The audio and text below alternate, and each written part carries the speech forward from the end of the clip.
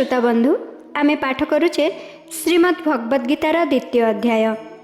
पूर्व श्लोक रे कर्म करने निमंते आदेश दे सारी एबे भगवान कर्म करी मध्य सम रहिबार प्रणाली विषय रे कहउछंती। श्लोक नंबर 48। योगस्थः कुरु कर्माणि संगं त्यक्त्वा धनंजय सिद्ध्य सिद्ध्यो समो भुक्त्वा समत्वं योग उच्यते। एहर आक्षरिक अर्थ है, हे धनंजय तुमे आसक्ति त्याग करी सिद्धि असिद्धि रे सम होई योगस्थ होई कर्म कर, कारण समता को ही योग कुहाଯାଏ। व्याख्या। संगं त्यक्त्वा कौनसी कर्म रे कर्म फल रे स्थान काल घटना परिस्थिति अंतःकरण बहिकरण आदि प्राकृत वस्तु रे तुमर आसक्ति नहेले तुमे निर्लिप्त होई कर्म करि पारिबो। जदि तुमे कर्म बा फल कौनसीटिरे जड़ित हेब तेबे निर्लिप्त हेब किपरि? निर्लिप्त नहेले सेही कर्म मुक्तिदायक हेबे किपरि? सिद्ध्य सिद्ध्यो समो भूत्वा आसक्ति त्यागर परिणाम कौन? सिद्धि और असिद्धि रे समभाव हेबा ही आसक्ति त्यागर परिणाम। कर्म पूर्ण हेबा बा अपूर्ण रहिबा सांसारिक दृष्टिरु ताहार फल अनुकूल बा प्रतिकूल हेबा, सेही कर्म कले आदर निरादर और प्रशंसा निंदा मिलिबा, अंतःकरण शुद्ध हेबा अथवा नहेबा प्रभृति जेते सिद्धि और असिद्धि अछि सेथिरे सम रहिबा उचित। केवल निज कर्तव्य कर्म करने हेब। कर्म पूरा हेउ बा न हेउ, फल प्राप्ति हेउ बा न हेउ, निजर मुक्ति हेउ बा न हेउ, सेथि प्रति कर्मयोगी समता अर्थात निष्काम भाव रखिबा उचित। साधक को असंगतार अनुभव हेउ नथिले भी तथा ताठारे समता आसी नथिले भी असंगता और समता प्राप्ति पाई तार उद्देश्य रहिबा उचित। उद्देश्य परिशेष रे सफल हुए। साधन रूपक समतारु अर्थात अंतःकरणर समतारु साध्य रूपक समता स्वतः प्राप्त हुए। तदा योगम अवाप्स्यसि। योगस्थः कुरु कर्माणि सिद्धि और असिद्धि रे सम हेबा परे सेही समतारे निरंतर अटल स्थित रहिबा ही योगस्थ हेबा। साधारणतः कौनसी कार्य आरंभ रे गणेशों को पूजा करा जाए, हेले कार्य समय रे सेही पूजन अव्याहत रखा जाए नहीं, किंतु एकथा सेपरि नुहे।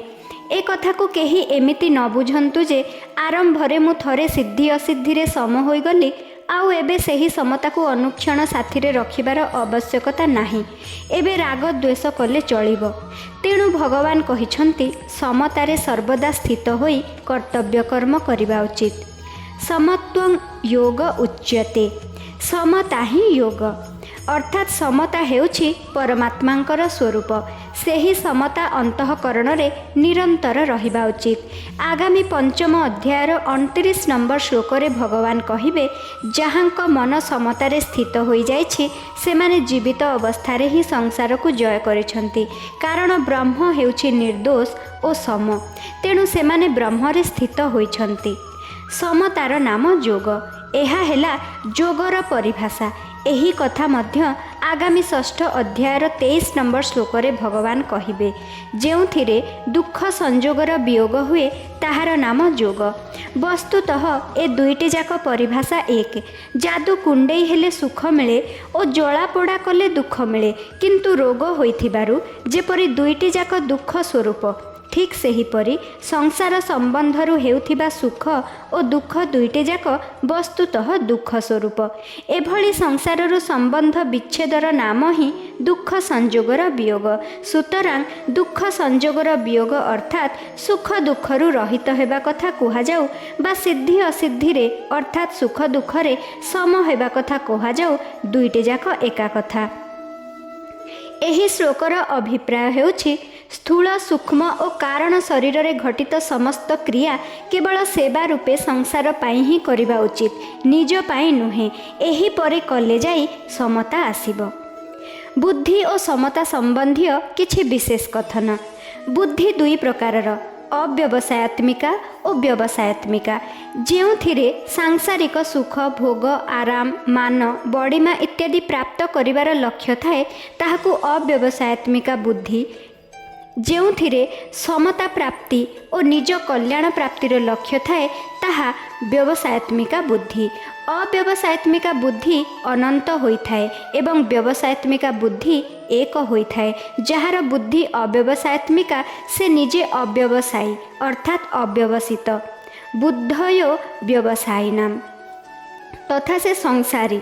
ଯାହାର ବୁଦ୍ଧି ବ୍ୟବସାୟାତ୍ମିକା ସେ ନିଜେ ବ୍ୟବସାୟୀ ଅର୍ଥାତ୍ ବ୍ୟବସିତ।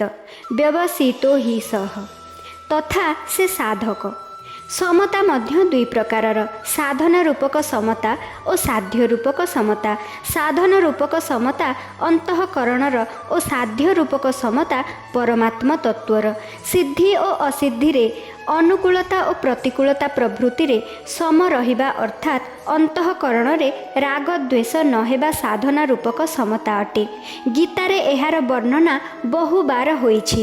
ଏହି ସାଧନ ରୂପକ ସମତାରୁ ଯେଉଁ ସ୍ୱତଃ ସିଦ୍ଧ ସମତା ପ୍ରାପ୍ତ ହୁଏ ତାହା ସାଧ୍ୟ ରୂପକ ସମତା ଅଟେ। ଏହାର ବର୍ଣ୍ଣନା ଚଳିତ ଅଧ୍ୟାୟର 53 ନମ୍ବର ଶ୍ଲୋକରେ ତଦା ଯୋଗମ୍ ଅବାପ୍ସ୍ୟସି ପଦରେ କରାଯାଇଛି। ଏବେ ଏହି ଚାରୋଟି ଭେଦକୁ ନିମ୍ନ ପ୍ରକାରେ ବୁଝନ୍ତୁ। ଜଣେ ସଂସାରୀ, ଅନ୍ୟ ଜଣେ ସାଧକ। ଗୋଟିଏ ସାଧନ, ଅପରଟି ସାଧ୍ୟ। କେବଳ ଭୋଗ ଉପଭୋଗ କରିବା ଓ ସଂଗ୍ରହ କରିବା ଯାହାର ଉଦ୍ଦେଶ୍ୟ ସେ ସଂସାରୀ। ତାହାର ଏକ ବ୍ୟବସାୟାତ୍ମିକା ବୁଦ୍ଧି ହୁଏ ନାହିଁ, ବରଂ କାମନା ରୂପୀ ଶାଖାଯୁକ୍ତ ଅନନ୍ତ ବୁଦ୍ଧି ହୁଏ। ଯାହା ହୋଇଯାଉ ପଛେ ମୋତେ ସମତା ପ୍ରାପ୍ତ କରିବାକୁ ହେବ ଏପରି ନିଶ୍ଚୟ କରିଥିବା ସାଧକଙ୍କର ବ୍ୟବସାୟାତ୍ମିକା ବୁଦ୍ଧି ହୁଏ। ବ୍ୟବହାରିକ କ୍ଷେତ୍ରରେ ଏପରି ସାଧକଙ୍କ ସମ୍ମୁଖକୁ ସିଦ୍ଧି ଅସିଦ୍ଧି, ଲାଭ ହାନି, ଅନୁକୂଳ ପ୍ରତିକୂଳ ପରିସ୍ଥିତି ଇତ୍ୟାଦି ଆସିଲେ ମଧ୍ୟ ସେ ସେଥିରେ ସମ ରହନ୍ତି, ରାଗ ଦ୍ୱେଷ କରନ୍ତି ନାହିଁ। ଏହି ସାଧନା ରୂପକ ସମତା ଦ୍ୱାରା ସେ ସଂସାରର ଊର୍ଦ୍ଧ୍ୱକୁ ଉଠିଯାଆନ୍ତି। ସାଧନ ରୂପକ ସମତା ଦ୍ୱାରା ସ୍ୱତଃ ସିଦ୍ଧ ସମସ୍ୱରୂପ ପରମାତ୍ମାଙ୍କ ପ୍ରାପ୍ତି ହୋଇଯାଏ। ଏହି ଶ୍ଲୋକର ପରିଶିଷ୍ଟ ଭାବ। ପାତଞ୍ଜଳ ଯୋଗ ଦର୍ଶନରେ ଚିତ୍ତବୃତ୍ତି ନିରୋଧ ରୂପକ ସାଧନକୁ ଯୋଗ କୁହାଯାଇଛି। ଏହି ଯୋଗର ପରିଣାମ ସ୍ୱରୂପ ଦ୍ରଷ୍ଟାର ସ୍ୱରୂପରେ ସ୍ଥିତ ହୋଇଯାଏ। ଏହି ପ୍ରକାରେ ପାତଞ୍ଜଳ ଯୋଗ ଦର୍ଶନରେ କଥିତ ଯୋଗର ପରିଣାମକୁ ଗୀତା ଯୋଗ କହେ। ସମତ୍ୱଂ ଯୋଗ ଉଚ୍ୟତେ ତ ବିଦ୍ୟା ଦୁଃଖ ସଂଯୋଗ ବିୟୋଗଂ ଯୋଗ ସଙ୍ଗୀତଂ। ତାତ୍ପର୍ଯ୍ୟ ହେଲା ଚିତ୍ତବୃତ୍ତିମାନଙ୍କରୁ ସର୍ବଥା ସମ୍ବନ୍ଧ ବିଚ୍ଛେଦ ପୂର୍ବକ ସ୍ୱତଃ ସିଦ୍ଧ ସମ ସ୍ୱରୂପରେ ସ୍ୱାଭାବିକ ସ୍ଥିତିକୁ ଗୀତା ଯୋଗ ବୋଲି କହେ। ଏହି ଯୋଗ ଅର୍ଥାତ୍ ସମତାରେ ଥରେ ସ୍ଥିତ ହୋଇଗଲେ ଏଥିରୁ ଆଉ କେବେ ବିୟୋଗ ଅର୍ଥାତ୍ ବ୍ୟୁତ୍ଥାନ ହୁଏ ନାହିଁ। ତେଣୁ ଏହାକୁ ନିତ୍ୟ ଯୋଗ ମଧ୍ୟ କୁହାଯାଏ। ଚିତ୍ତବୃତ୍ତିମାନ ନିରୁଦ୍ଧ ହୋଇଗଲେ ତ ନିର୍ବିକଳ୍ପ ଅବସ୍ଥା ହୁଏ, କିନ୍ତୁ ସମତାରେ ସ୍ୱତଃ ସିଦ୍ଧ ସ୍ଥିତିର ଅନୁଭବ ହେଲେ ନିର୍ବିକଳ୍ପ ବୋଧ ହୁଏ।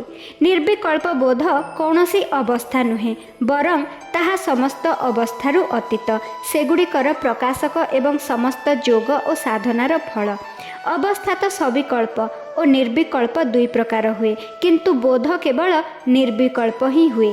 ଏହି ରୂପେ ଗୀତାର ଯୋଗ ପାତଞ୍ଜଳ ଯୋଗ ଦର୍ଶନର ଯୋଗ ଅପେକ୍ଷା ଅତ୍ୟନ୍ତ ବିଲକ୍ଷଣ। ଯାହାର ବୃତ୍ତି ମୂଢ଼ ନୁହେଁ କି କ୍ଷିପ୍ତ ନୁହେଁ ବରଂ ବିକ୍ଷିପ୍ତ, ସେହି ପାତଞ୍ଜଳ ଯୋଗ ଦର୍ଶନରେ ବର୍ଣ୍ଣିତ ଯୋଗର ଅଧିକାରୀ। ମାତ୍ର ଭଗବାନଙ୍କୁ ପାଇବାକୁ ଇଚ୍ଛା କରୁଥିବା ସବୁ ମନୁଷ୍ୟ ଗୀତୋକ୍ତ ଯୋଗର ଅଧିକାରୀ। କେବଳ ସେତିକି ନୁହେଁ, ଯେଉଁ ମନୁଷ୍ୟ ଭୋଗ ଓ ସଂଗ୍ରହକୁ ମହତ୍ତ୍ୱ ନ ଦେଇ କେବଳ ଏହି ଯୋଗକୁ ମହତ୍ତ୍ୱ ଦିଅନ୍ତି ଏବଂ ଏହାର ପ୍ରାପ୍ତି ପାଇଁ ଇଚ୍ଛା କରନ୍ତି, ସେହି ଯୋଗ ଜିଜ୍ଞାସୁ ମଧ୍ୟ ବେଦ ବର୍ଣ୍ଣିତ ସକାମ କର୍ମକୁ ଅତିକ୍ରମ କରିଯାଆନ୍ତି। ଶ୍ରୋତା ବନ୍ଧୁ, ଆଜି ପାଇଁ ଏତିକି। ଆଗାମୀ ଅଧ୍ୟାୟରେ ଆମେ ପୁଣି ଦେଖା ହେବା ଶ୍ଲୋକ ନମ୍ବର 49 ସହିତ। ଧନ୍ୟବାଦ। ରାଧେ ରାଧେ।